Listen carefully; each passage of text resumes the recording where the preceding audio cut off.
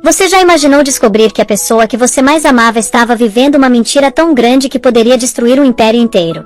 Pois é exatamente isso que aconteceu com Jessica, uma mulher grávida de 7 meses que desmaiou bem no meio do seu próprio processo de divórcio. E sabe o que é mais revoltante? O marido dela, o homem com quem ela construiu uma vida inteira, nem se mexeu para ajudá-la. Enquanto isso, a amante dele, uma loira deslumbrante muito mais nova, apenas sorriu da plateia. Elas pensavam que tinham ganhado. Pensavam que tinham quebrado ela e estavam a poucos minutos de levar tudo.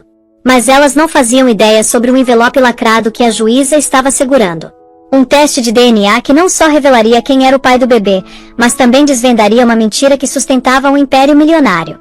Nossa história começa numa sala de tribunal sufocante, onde o ar estava carregado de tensão e o cheiro de desinfetante hospitalar.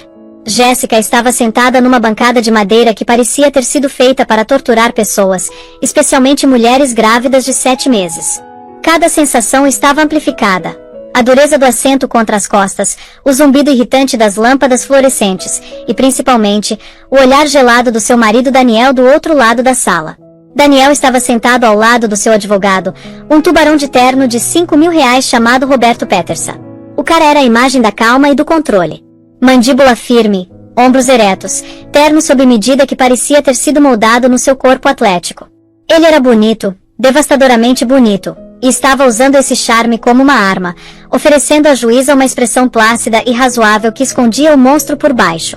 Mas o olhar de Jessica foi involuntariamente atraído para além dele, para a primeira fileira da galeria pública.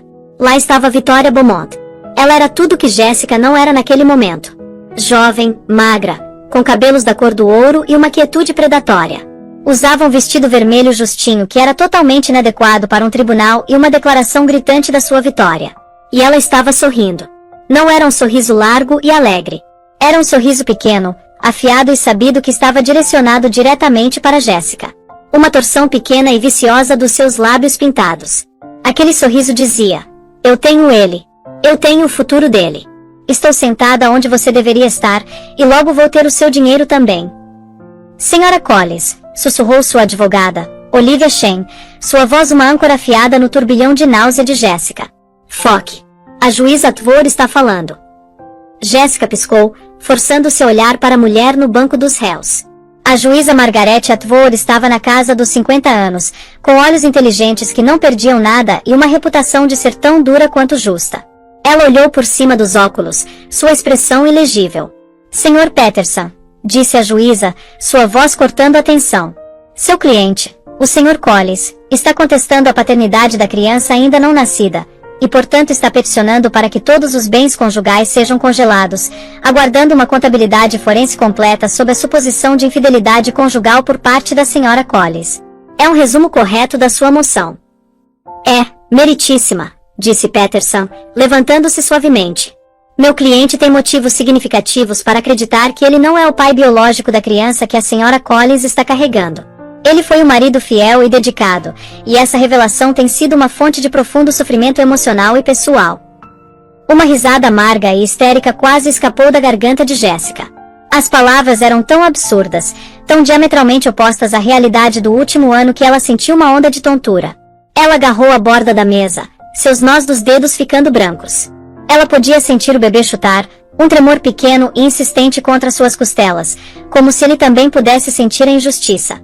E qual é esse motivo significativo, Sr. Peterson? Perguntou a juíza Atwood, seu tom carregado de ceticismo. O Sr. Collins irá testemunhar que o comportamento da Sra. Collins se tornou errático e secreto nos meses que antecederam a suposta concepção.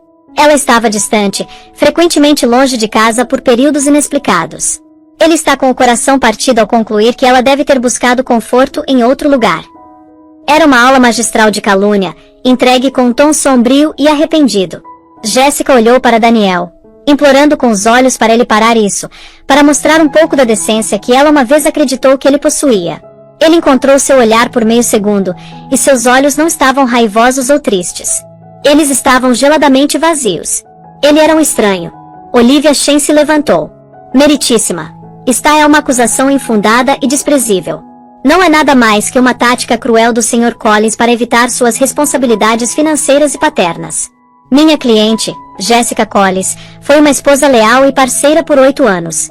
Ela colocou sua própria carreira como uma arquiteta promissora em segundo plano para apoiar o Sr. Collins enquanto ele construía seu império imobiliário.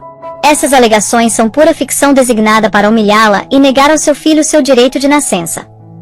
A prova, como dizem, estará no pudim, Peterson retrucou com arrogância. Nós formalmente solicitamos um teste de paternidade pré-natal ordenado pelo tribunal. Se a Sra. Collins não tem nada a esconder, ela não deveria ter objeção. Da galeria, o sorriso de vitória se alargou. Este era o checkmate deles. Eles sabiam que Jessica não tinha dinheiro próprio. Daniel tinha se certificado disso, sistematicamente cortando seu acesso às suas contas conjuntas no dia em que ele a serviu com os papéis do divórcio. Eles estavam apostando que ela seria muito pobre, muito quebrada e muito envergonhada para lutar. Eles pensaram que poderiam caluniar seu nome, roubar seu futuro e deixá-la sem nada além de uma criança que rotulariam como bastarda. Minha cliente já consentiu com o teste, meritíssima, disse Olivia, sua voz firme e clara. Os resultados foram entregues a este tribunal pelo laboratório esta manhã. Estamos totalmente preparados para tê-los lidos para o registro. Um lampejo de surpresa cruzou o rosto de Peterson. Daniel se mexeu desconfortavelmente em sua cadeira. Eles não esperavam isso. Eles esperavam uma briga, atrasos, uma recusa chorosa que a faria parecer culpada. Eles não esperavam conformidade calma e rápida. Do seu assento, Vitória se inclinou para a frente quase imperceptivelmente, seus olhos azuis fixos no banco da juíza onde um único envelope manila lacrado estava deitado. O sorriso havia sumido, substituído por uma expressão de foco predatório intenso. Este era o momento. A juíza Atwood pegou o envelope. Seu olhar varreu a sala, demorando um momento em Jessica, depois em Daniel, e finalmente em Vitória. O tribunal tem em sua posse os resultados da análise de DNA comparando amostras do feto e do Sr. Daniel Collins. O silêncio era absoluto. O coração de Jessica martelava contra suas costelas, uma batida frenética no salão silencioso. Ela sabia a verdade, é claro, mas a pura audácia da mentira de Daniel havia plantado uma semente de terror em sua mente. E se algo desse errado? E se eles tivessem de alguma forma adulterado os resultados? Seu mundo havia sido virado de cabeça para baixo tão completamente que qualquer coisa parecia possível. Ela deu uma última olhada em Vitória. A loira não estava mais olhando para a juíza. Ela estava olhando diretamente para Jessica novamente, e quando a juíza começou a rasgar o selo do envelope, os lábios de Vitória se curvaram de volta naquele mesmo sorriso vicioso e triunfante. Foi o sorriso que a quebrou. Foi o peso final esmagador da crueldade, da manipulação psicológica, da traição total, da certeza arrogante da mulher que havia roubado seu marido, sua vida, e agora estava aproveitando o espetáculo da sua completa e total destruição. A sala começou a inclinar. A voz da juíza se tornou um eco distante e estrondoso. Pontos pretos dançaram na visão de Jessica, se unindo nas bordas. Ela sentiu o bebê dar outro chute afiado, um aviso final urgente. Sua mão, que estava agarrando a mesa, escorregou. Ela fez um pequeno som ofegante, tentando respirar mas não conseguindo. Olivia se virou, sua compostura profissional desaparecendo, substituída por alarme. Jessica. Mas Jessica não conseguia responder. O chão correu ao seu encontro enquanto o mundo se dissolvia numa escuridão silenciosa e sufocante. Seu último pensamento consciente foi daquele sorriso queimado em sua mente como uma marca. A mulher grávida havia desmaiado no tribunal, e a amante ainda estava sorrindo. Agora, para entender como chegamos a esse momento dramático, precisamos voltar no tempo. 8 anos atrás, o mundo era um caleidoscópio de cores brilhantes. Jessica se lembrava da tonalidade exata de azul nos olhos de Daniel no dia em que ele pediu ela em casamento num penhasco ventoso com vista para o Pacífico. Ele havia se ajoelhado, o vento agitando seus cabelos escuros, e apresentou a ela um anel que não era ostentoso, mas elegante e perfeito, exatamente como ele parecia ser. Ele falou de um futuro construído junto, uma parceria, um legado. Ela, uma estrela em ascensão numa firma de arquitetura prestigiosa, e ele, um vice-presidente júnior na lucrativa empresa de desenvolvimento imobiliário do seu pai, Collins e Filho Propriedades. Vamos construir um império, Jace, ele havia dito, sua voz cheia de uma sinceridade da qual ela se agarrou como um salva-vidas. Você desenha o mundo, e eu o construo. Os primeiros anos foram idílicos, uma montagem cuidadosamente curada de sucesso. Os designs inovadores de Jessica ganharam elogios, e Daniel, Com sua perspicácia empresarial afiada e ambição implacável, subiu a escada corporativa com velocidade surpreendente.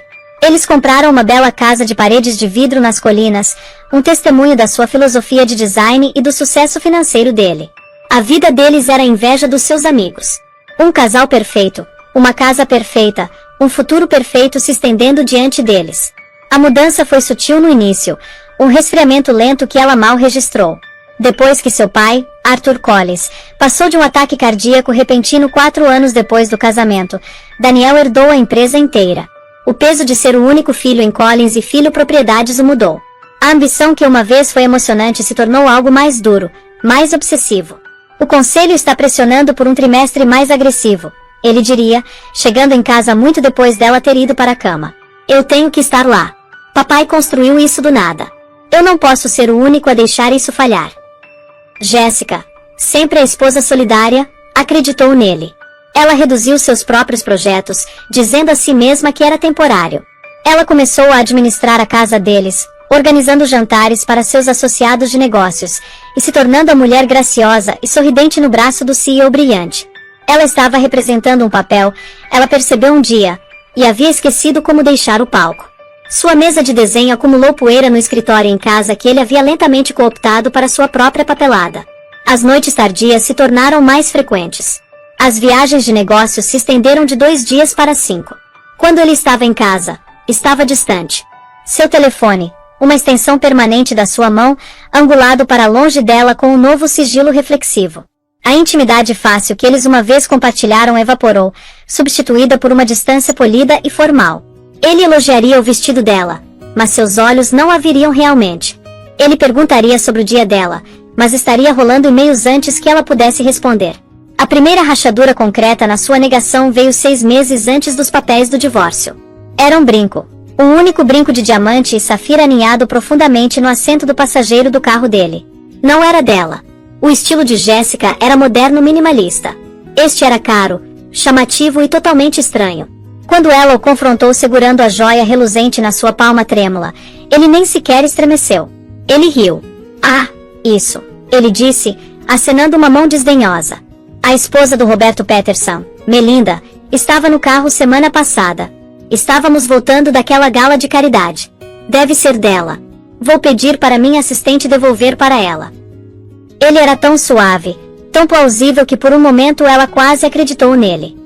Mas havia uma frieza nos seus olhos que ela não havia visto antes. Um lampejo de algo calculado e desdenhoso. Ele não estava apenas mentindo. Ele estava insultado que ela até ousasse perguntar. Ele estava fazendo manipulação psicológica com ela, fazendo-a se sentir tola e paranoica por notar a evidência da sua traição. Naquela noite, pela primeira vez no casamento deles, ele dormiu no quarto de hóspedes. Ele disse que tinha uma conferência telefônica cedo e não queria acordá-la. O abismo entre eles havia se tornado um desfiladeiro. Então veio a descoberta que despedaçou tudo. Ele estava no chuveiro e seu telefone, geralmente guardado como um segredo de estado, buzinou incessantemente na mesa de cabeceira. Um nome piscou na tela. Vitória B.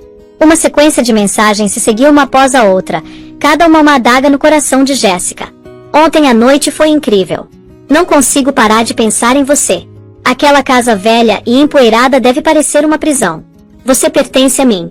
Quando você finalmente vai deixá-la? Você prometeu. Jéssica sentiu o sangue sair do seu rosto.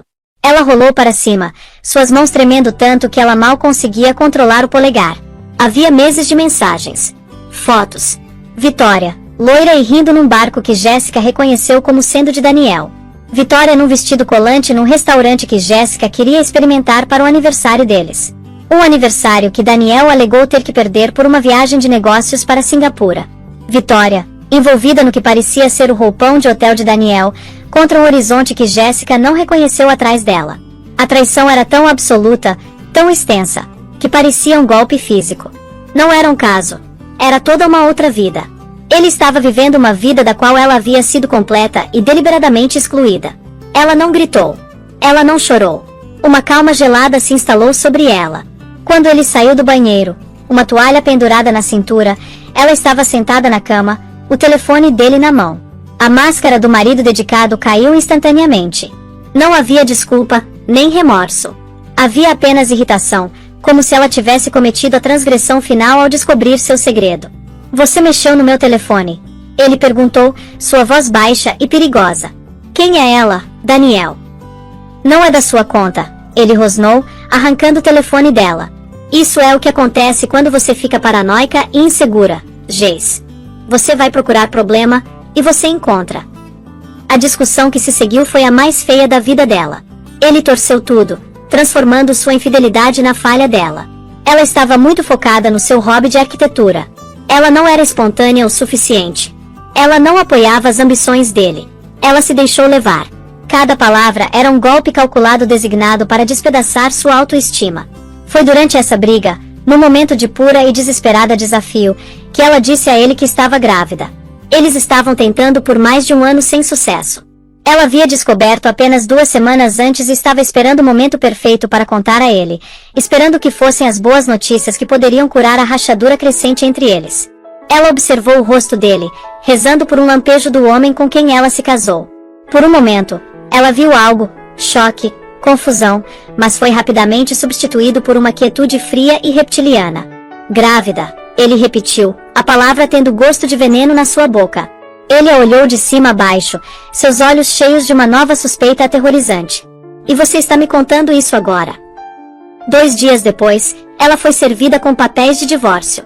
Os motivos eram diferenças irreconciliáveis. E 2 semanas depois disso, a petição emendada chegou. Ele estava formalmente negando a paternidade e a acusando de adultério. Ele havia pego o segredo mais lindo da vida dela e o torcido na mais feia das armas para ser usada contra ela.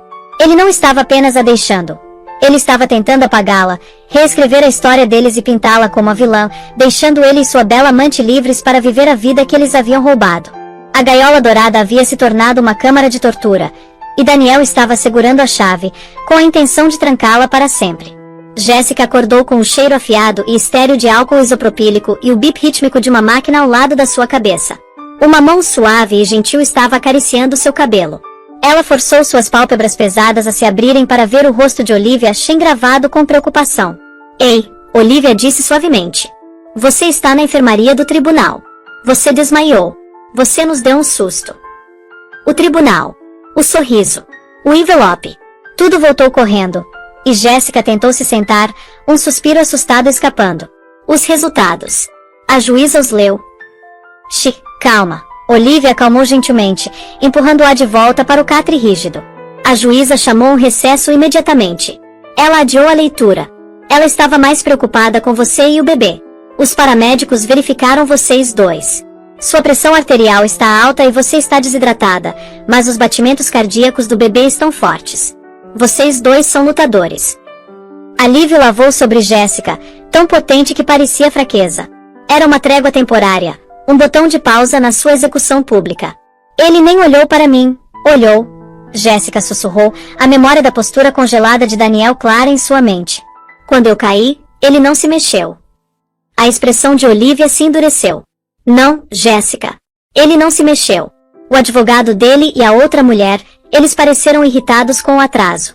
Só isso. A crueldade disso era uma ferida fresca. Solidificou uma verdade que havia estado lentamente amanhecendo sobre ela. O Daniel que ela havia amado havia ido embora, ou talvez nunca tivesse realmente existido. O homem naquele tribunal era um predador, e ela era sua presa. As próximas 2 semanas foram um tipo especial de inferno.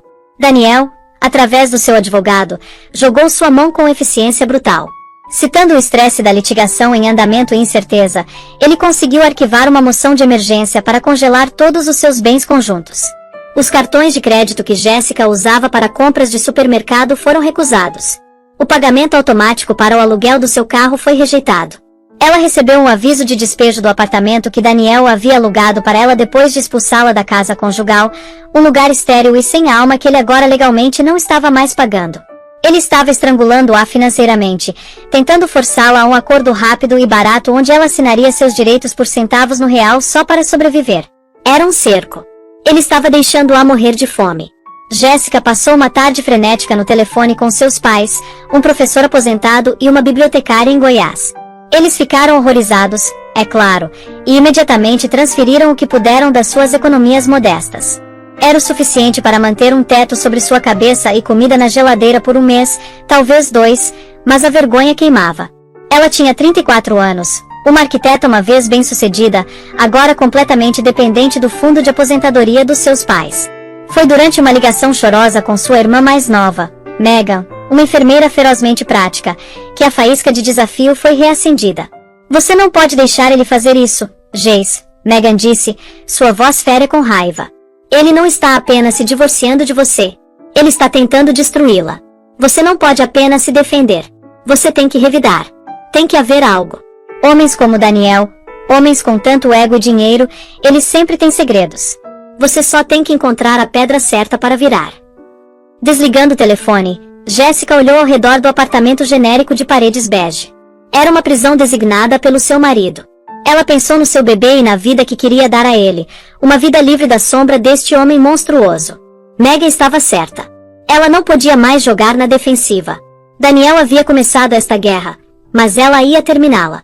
No dia seguinte, ela entrou no escritório de Olivia Shen com um novo fogo nos olhos. Olivia, uma mulher afiada e impecavelmente vestida no início dos 40 anos, havia pegado o caso pro bono depois que uma amiga em comum fez a apresentação, movida pela injustiça da situação de Jessica. Ele está tentando me sangrar até a morte, Jessica disse, sua voz desprovida do medo trêmulo que havia segurado antes. Ele acha que se ele me fizer desesperado o suficiente, eu vou assinar qualquer coisa. Ele está errado. Olivia se inclinou para frente, uma caneta pousada sobre um bloco legal. Eu concordo. Uma estratégia defensiva não vai dar conta. Sabemos que o teste de paternidade vai provar que o bebê é dele. Isso vai te dar pensão alimentícia. Mas para conseguir um acordo justo, para conseguir o que você é devida por 8 anos de casamento e sacrifício profissional, precisamos de alavancagem. Ele escondeu o dinheiro dele. Tenho certeza disso. Empresas fantasmas, contas offshore. É um manual clássico de divórcio de homem rico. Precisamos de um contador forense, Jessica declarou. Precisamos, Olivia confirmou. Um bom, mas eles são caros. Estamos falando de dezenas de milhares de reais só para começar. O coração de Jessica afundou. Era dinheiro que ela não tinha. Então, o que fazemos? Olivia bateu a caneta por um longo momento, seus olhos estreitados em pensamento. Podemos peticionar o tribunal para que os bens de Daniel paguem pelo contador, argumentando que é uma despesa necessária para a descoberta. Com sua calúnia pública de você, a juíza Atwood pode estar inclinada a conceder. Mas não é uma garantia. Precisamos de algo mais, algo pessoal. Você foi casada com ele por 8 anos, Jessica. Você viveu naquela casa. Você viu seus negócios de perto. Pense, havia algo que sempre te chamou a atenção como estranho. Algo sobre o qual ele era intensamente privado. Jessica fechou os olhos, forçando-se a caminhar de volta pelas memórias, empurrando além da dor e procurando por detalhes. Ela pensou sobre o escritório dele, aquele que ela nunca foi permitida entrar quando ele estava trabalhando, o arquivo trancado no canto, sua privacidade obsessiva sobre a história da sua família. O pai de Daniel, Arthur Collins, havia sido um homem duro e dominador que havia construído a empresa do zero. Sua mãe, Eleanor, era uma mulher quieta e nervosa que parecia viver na sombra do marido. Eleanor e Daniel tinham um relacionamento tenso, quase inexistente. Depois da morte de Arthur, Eleanor havia se mudado para uma comunidade de aposentados na Flórida e cortado contato com seu filho quase inteiramente. Jessica só a havia encontrado algumas vezes, e a mulher sempre parecia com medo. Sua mãe, Jessica disse lentamente, seus olhos se abrindo de repente. Eleanor, eles não falam. Depois que o pai dele morreu, ela simplesmente desapareceu da vida dele. Ele sempre disse que ela era frágil e não conseguia lidar com o estresse do mundo dele. Mas houve uma vez no funeral de Arthur. Ela disse algo estranho para mim. O que ela disse? Olivia pressionou, se inclinando. Estávamos na recepção. Daniel estava dominando a conversa, aceitando condolências como se estivesse aceitando um prêmio. Eleanor agarrou meu braço. Ela parecia aterrorizada. Ela sussurrou. Ele não é como o pai dele. Graças a Deus por isso. Arthur tinha um coração cruel, mas Daniel tem um buraco onde seu coração deveria estar. Cuidado, minha querida. A fundação desta casa é construída sobre uma mentira. A caneta de Olivia parou de se mover. A fundação desta casa é construída sobre uma mentira. O que você achou que ela quis dizer na época? Eu pensei que ela era apenas uma viúva em luto e delirante. Eu pensei que esta casa significava família, seu estado emocional, mas ela estava olhando para o retrato de Arthur na parede quando ela disse isso, o retrato oficial da empresa. E se ela quis dizer a empresa Collins e Filho? Uma ideia emocionante e perigosa começou a se formar. E se a mentira não fosse apenas conjugal? E se fosse mais antiga, maior? Olivia, Jéssica disse, sua voz tremendo com a audácia do seu pensamento. O teste de paternidade para nosso bebê compara o DNA do bebê com o de Daniel. E se pudéssemos comparar o DNA de Daniel com o do seu pai? Olivia encarou, sua mente legal afiada instantaneamente processando as implicações. Arthur Collins está morto. Como poderíamos conseguir uma amostra? Quando ele teve seu primeiro ataque cardíaco 2 anos antes de morrer, ele foi tratado no Centro Médico São Judas. Eles fizeram testes extensivos, biópsias. Eles ainda teriam suas amostras de tecido nos seus arquivos de patologia, Jéssica se lembrou. Eu assinei algumas das papeladas para sua admissão. Era um tiro no escuro, uma punhalada selvagem e improvável na escuridão baseada nas palavras crípticas de uma velha assustada. Mas era a primeira pedra, e Jéssica teve uma certeza repentina e dolorosa de que se ela pudesse apenas virá-la, toda a fundação podre do mundo de Daniel viria desmoronando. Conseguir que uma juíza assinasse uma intimação para os registros médicos de um homem morto baseado na declaração críptica de uma mãe estrangulada era uma tarefa monumental. Roberto Peterson lutou contra isso com tudo que tinha, chamando de uma expedição de pesca repugnante e fantasmagórica e uma tentativa desesperada de uma mulher desprezada de assediar um filho enlutado. Na audiência preliminar, ele era escorregadio e condescendente. Meritíssima, a senhora Collins está claramente doente. Ela desmaiou no tribunal. Agora ela vem a você com essa teoria conspiratória tirada de uma novela. Ela quer profanar a memória de Arthur Collins, um titã desta cidade, tudo para distrair da sua própria infidelidade. Mas Olivia Shen estava à altura dele. Ela ficou diante da juíza Atwood, sua presença calma e comandante. Meritíssima, Olivia argumentou. Toda a premissa do caso do Sr. Collins contra minha cliente repousa numa questão de sangue, de linhagem. Ele questionou pública e friamente a paternidade do seu próprio filho, ainda não nascido, para ganhar uma vantagem financeira. Ele fez da genética o tema central deste divórcio. Tudo o que estamos pedindo é para aplicar esse mesmo padrão de escrutínio à linhagem que lhe concede sua própria riqueza imensa e poder. Ela deixou isso pairar no ar por um momento.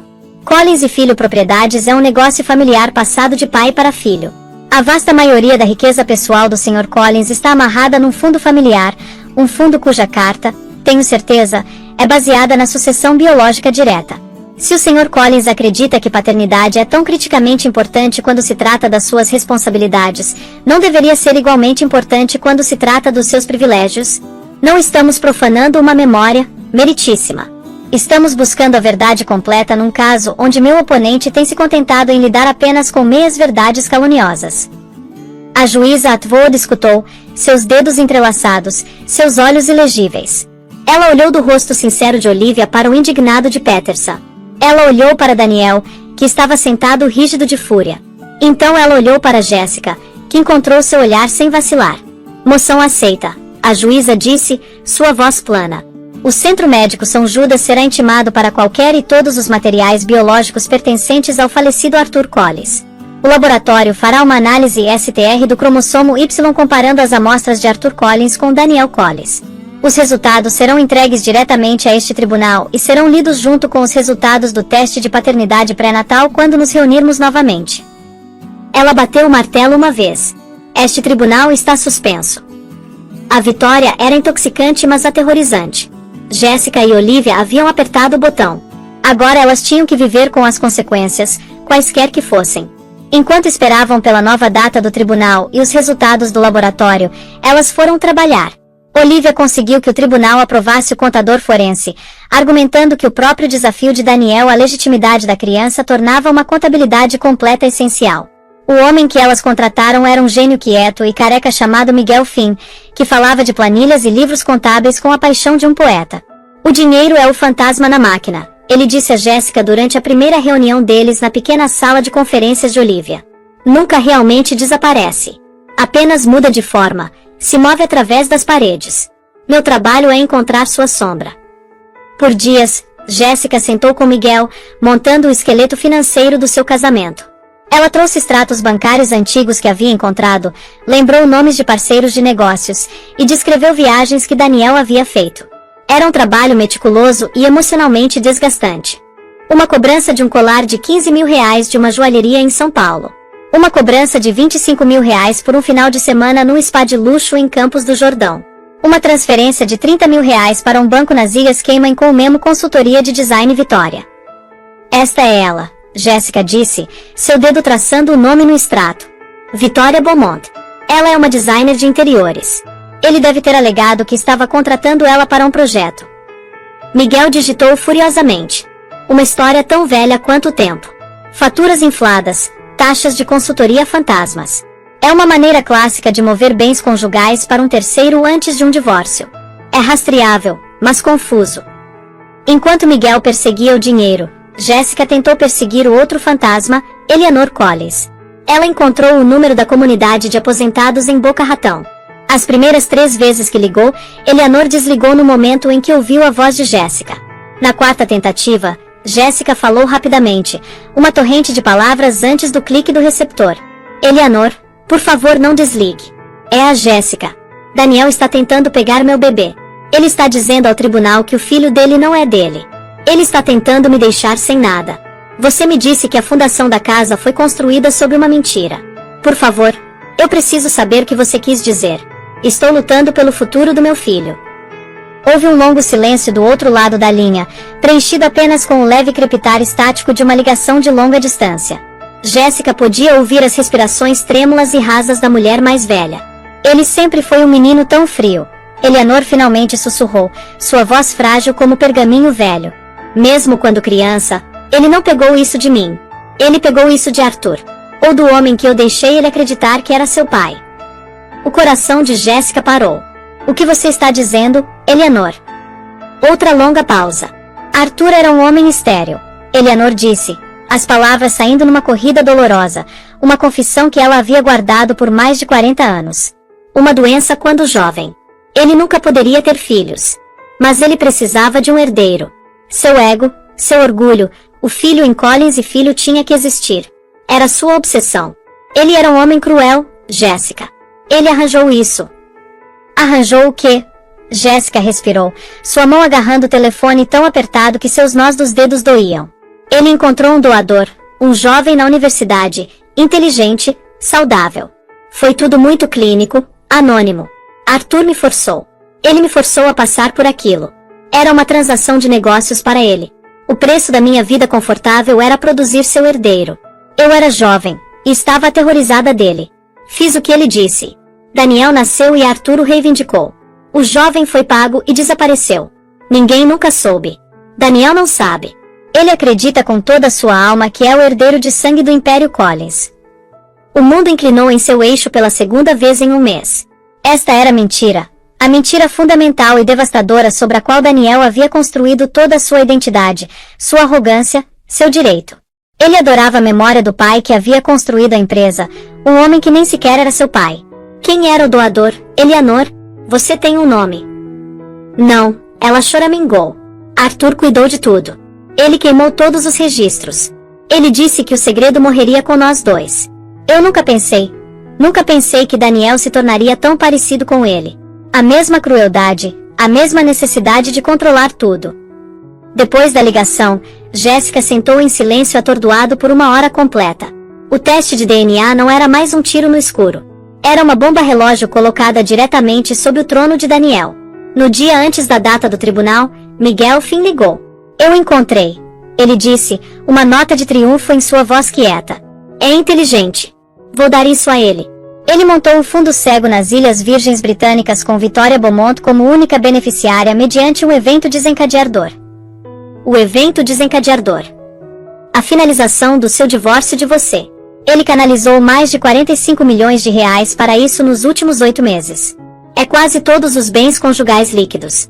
Ele estava planejando deixar você com a casa, que está hipotecada até o teto, e uma montanha de dívidas. Jéssica sentiu uma fúria fria. Ele não estava apenas a deixando, estava orquestrando uma aniquilação financeira completa. Nós o pegamos, não pegamos? Ela perguntou. Sobre o dinheiro. Sim, Miguel confirmou. Podemos provar transferência fraudulenta, mas o que você tem com este negócio de DNA, isso é algo completamente diferente. Você não está apenas indo atrás do dinheiro dele, Sra. Collis. Você está indo atrás do nome dele. E enquanto se preparava para o tribunal no dia seguinte, Jessica sabia que era exatamente esse o ponto.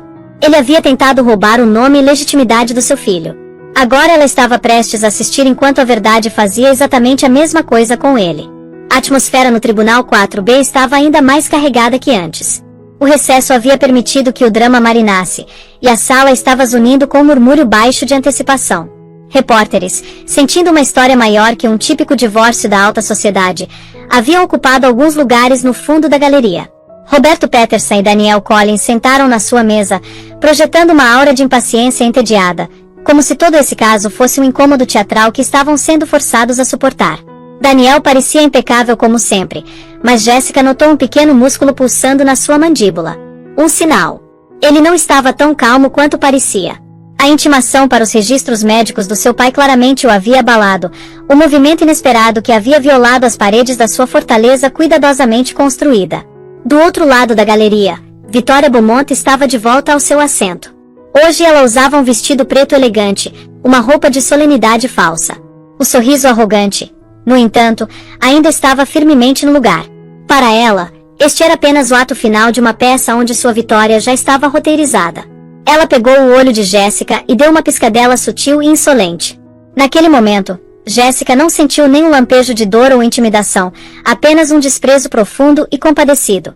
Victoria pensava que estava prestes a se tornar a rainha de um vasto império, mas não fazia ideia de que estava sentada na borda de um buraco. Jessica se sentia transformada. Ela não era mais a vítima tremula que havia desabado no chão. Nas semanas passadas, ela havia se tornado uma guerreira. A luta pelo futuro do seu filho, combinada com o segredo devastador que agora guardava, havia forjado um núcleo de aço dentro dela. Seus movimentos eram deliberados. Suas costas estavam eretas. Ela sentou ao lado de Olivia Shen, não como uma cliente precisando de proteção, mas como uma parceira numa estratégia prestes a dar frutos. De pé, o oficial de justiça gritou. A juíza Atwood entrou e tomou seu assento, seu rosto tão severo e impassível como sempre. Ela examinou a sala, seu olhar repousando por um momento nos 2 envelopes lacrados na sua mesa. Eles pareciam pulsar com os segredos que continham. Estamos reunidos novamente no caso de Collis versus Collis. A juíza começou, sua voz ressoando com autoridade. Antes do recesso, o tribunal estava preparado para ler os resultados de um teste de paternidade ordenado pelo tribunal. Subsequentemente, o tribunal também ordenou que uma análise do cromossomo Y fosse realizada. O laboratório credenciado entregou ambos os conjuntos de resultados, e eles estiveram na posse exclusiva deste tribunal. Agora vou lacrar e lê-los para o registro oficial. Um silêncio caiu sobre a sala. Estava tão quieto que Jessica podia ouvir o suave zumbido do relógio na parede. Cada tique uma contagem regressiva para a detonação. A juíza Atwood pegou o primeiro envelope, aquele sobre a paternidade do bebê de Jessica. Ela deslizou um abridor de cartas sob a aba e desdobrou a única folha de papel dentro. O silêncio se esticou, se tornando tenso e insuportável. Danielle se inclinou ligeiramente para frente, sua máscara de indiferença escorregando para uma de interesse aguçado. Victoria prendeu a respiração. Sobre a paternidade do feto masculino carregado pela senhora Jessica Collis, a juíza leu, sua voz clara e inabalável. A análise comparou o perfil de DNA fetal com o perfil de DNA do Sr. Daniel Collis. Os resultados são os seguintes: a probabilidade de paternidade é 99,99%. Ela olhou para cima do papel diretamente para Daniel. Sr. Collis, de acordo com os padrões científicos mais altos do estado, você é o pai desta criança. Um suspiro coletivo varreu a sala. Olivia Shen estendeu a mão e deu um aperto firme e triunfante na mão de Jessica. Jessica sentiu uma onda de validação tão poderosa que quase trouxe lágrimas aos seus olhos, mas ela as forçou de volta. Esta era apenas a primeira batalha. O rosto de Daniel era uma máscara pétrea, mas um rubor de vermelho raivoso subiu pelo seu pescoço. Roberto Peterson sussurrou furiosamente no seu ouvido, provavelmente tranquilizando-o de que isso não mudava nada, que pensão alimentícia era meramente um incômodo financeiro que eles poderiam gerenciar. O sorriso confiante de Victoria vacilou pela primeira vez. Foi substituído por um lampejo de irritação pura e não diluída. Isso complicava a separação limpa que ela havia imaginado. Uma criança era um link permanente, Um dreno financeiro e emocional recorrente que amarraria Daniel, por menor que fosse, a mulher que ela havia trabalhado tão duro para substituir. Ainda assim, ela se recompôs rapidamente. O dinheiro era o verdadeiro prêmio, e ela tinha certeza de que eles ainda tinham tudo isso. Bem, Peterson disse, levantando com o ar praticado de magnanimidade. Parece que meu cliente estava enganado, levado à suspeita pelo tumulto emocional de um casamento que falhava. Ele irá, é claro, cumprir suas obrigações com a criança. Agora, se isso conclui este assunto, podemos seguir para a distribuição equitativa de bens. Ele estava tentando tomar controle, minimizar a perda e direcionar a conversa de volta ao seu território, mas a juíza Atwood ergueu uma mão, silenciando. Não terminamos, Sr. Peterson. Sente-se. O tom da juíza era afiado e comandante, e Peterson sentou abruptamente, parecendo atordoado. Ela então pegou o segundo envelope. Este era mais grosso, contendo um relatório mais complexo. O ar na sala, que havia momentaneamente relaxado, ficou tenso mais uma vez. Os olhos de Daniel estavam presos naquele envelope, um novo tipo de medo nascendo nas suas profundezas. Ele não sabia o que isso significava, mas sabia que era uma arma que havia sido apontada para ele, e a juíza estava prestes a puxar o gatilho. Este tribunal também tem os resultados de uma análise de repetição em tandem curto do cromossomo Y. A juíza Atwood anunciou, sua voz baixando ligeiramente, assumindo uma gravitas que comandava cada onça de atenção na sala. Este teste foi realizado para comparar a linhagem genética do Sr. Daniel Collins com tecido biológico pertencente ao seu falecido pai, Sr. Arthur Collins, obtido dos arquivos do Centro Médico São Judas. Peterson saltou de pé. Meritíssima, eu objeto. Isso é irrelevante para o processo de divórcio. Este é um assunto familiar privado. Sua objeção é anotada e rejeitada, Sr. Peterson. A juíza disse, seus olhos brilhando com impaciência. Seu cliente fez da linhagem a pedra angular do seu argumento. Ele abriu esta porta. O tribunal está agora simplesmente caminhando através dela. Por favor, sente-se ou eu farei remover por desacato. Peterson, pálido e abalado, afundou de volta na sua cadeira. Daniel não estava mais tentando esconder sua agitação. Ele estava encarando o envelope como se fosse uma cobra venenosa. O que poderia possivelmente dizer? Que importância tinha? Ele era um Collins. Sempre havia sido um Collins. Era a única verdade que ele já havia conhecido. A juíza Atwood rasgou o selo. Ela desdobrou o relatório de múltiplas páginas, seus olhos escaneando a linguagem técnica e gráficos. O silêncio no tribunal era agora tão profundo, tão absoluto que parecia uma pressão física. Jessica prendeu a respiração, seu coração batendo um ritmo pesado e constante contra suas costelas. Era isso, a fundação. Depois do que pareceu uma eternidade, a juíza olhou para cima. Ela não olhou para Jessica ou os advogados. Ela olhou diretamente, com uma expressão de piedade fria, para Daniel Collins. O cromossomo Y é passado diretamente de pai para filho com muito pouca mutação, criando uma impressão digital genética clara e inegável de uma linha paterna. Ela explicou, sua voz agora clínica, como se fosse uma professora dando uma aula. A análise comparou 23 marcadores no cromossomo Y da amostra de Arthur Collins e da amostra de Daniel Collins. Ela pausou, deixando o peso das suas próximas palavras se reunir. Dos 23 marcadores comparados, há 0 correspondências. Por um batimento cardíaco, as palavras não pareceram registrar. 0 correspondências. A frase pairou no ar morto do tribunal, uma declaração científica abstrata desprovida de contexto.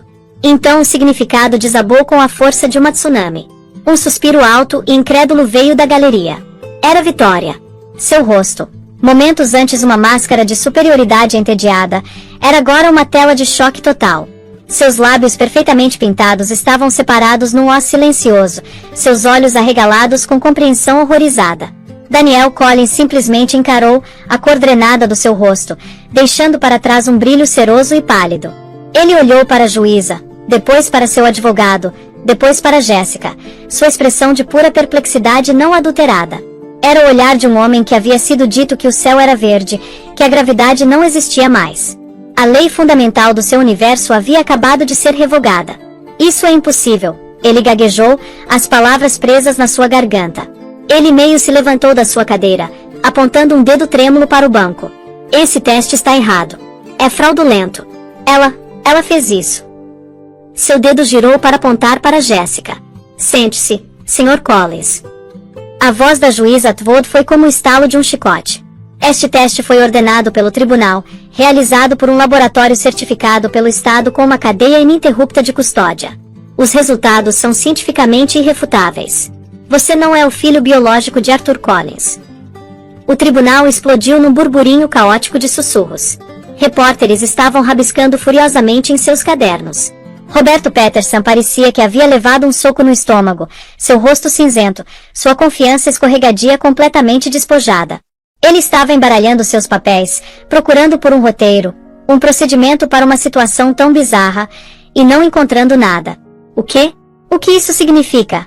Daniel perguntou, sua voz agora pequena, infantil.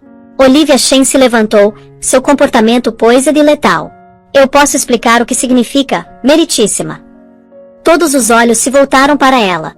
Significa, meritíssima, que o Sr. Collins potencialmente cometeu fraude numa escala massiva. Olivia começou, sua voz soando com clareza e convicção. Com a morte de Arthur Collins, o marido da minha cliente herdou a totalidade de Collins e Filho propriedades, bem como o controle do fundo de herança da família Collins, um fundo avaliado em mais de 600 milhões de reais. Eu tenho uma cópia da carta do fundo bem aqui. Ela produziu um documento e o colocou no púlpito do promotor.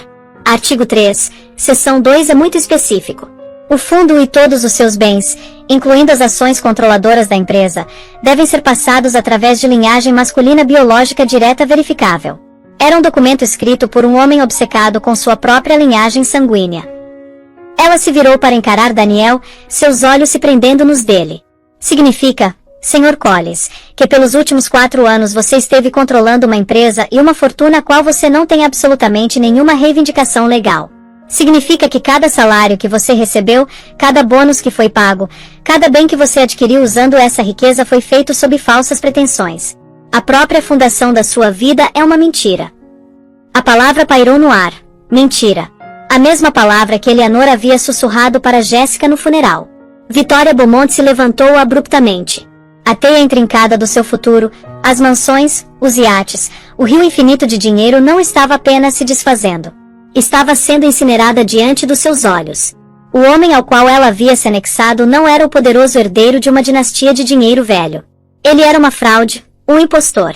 Seu rosto, uma vez um retrato de beleza arrogante, se contorceu numa careta feia de raiva e traição. Ela olhou para Daniel não com simpatia, mas com puro ódio venenoso. Você mentiu para mim, ela sibilou, sua voz alta o suficiente para carregar através do tribunal atordoado. Você me disse que possuía tudo. Você me disse que ela seria deixada sem nada. Daniel, ainda cambaleando, se virou para ela, sua expressão implorando. Vitória, eu não sabia. Não me venha com Vitória. Ela cuspiu, sua voz pingando com nojo. Você não é nada. Você não tem nada. Sem um olhar para trás, ela se virou e marchou em direção à saída, seus saltos clicando um staccato raivoso no chão de mármore. Ela empurrou seu caminho passando por um repórter tentando fazer uma pergunta e explodiu através das portas do tribunal, batendo-as atrás dela. A performance havia acabado. A atriz estrela havia saído no momento em que percebeu que seu protagonista não ia ser pago. O espetáculo da sua saída pareceu finalmente quebrar o estado catatônico de Daniel. A perplexidade nos seus olhos foi substituída por uma raiva aterrorizante e que consumia tudo. Este era seu pesadelo final. Humilhação pública, a perda de controle. Tudo estava sendo tirado dele. Sua cabeça virou para Jéssica, e o olhar nos seus olhos era de pura malícia não adulterada. Ele a via não como a mãe do seu filho ou a mulher que ele uma vez prometeu amar, mas como a arquiteta da sua ruína.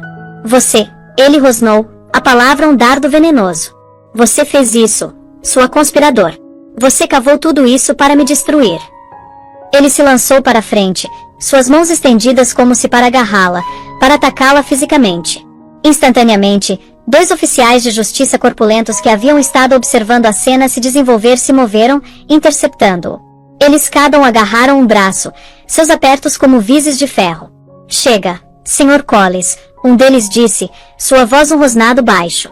Daniel lutou contra eles, seu terno caro amarrotando, seu rosto contorcido numa máscara de fúria. Tirem as mãos de mim. Vocês sabem quem eu sou. A pergunta, uma vez uma ameaça, agora era apenas patética. A sala inteira sabia a resposta. Ninguém. Sr. Collins, se você não se compuser, eu o farei detido por desacato. E você passará a noite numa cela de cadeia para pensar sobre suas ações, a juíza Atwood avisou, sua voz glacial. Seu surto aqui na frente da sua esposa grávida e estrangulada foi notado pelo tribunal. A luta pareceu drenar de Daniel de uma vez. Ele ficou mole no aperto dos oficiais, seus ombros caindo em derrota total. Eles o escoltaram de volta à sua cadeira, onde ele desabou, enterrando o rosto nas mãos. O grande Daniel Collins, CEO e titã da indústria, estava chorando como uma criança quebrada.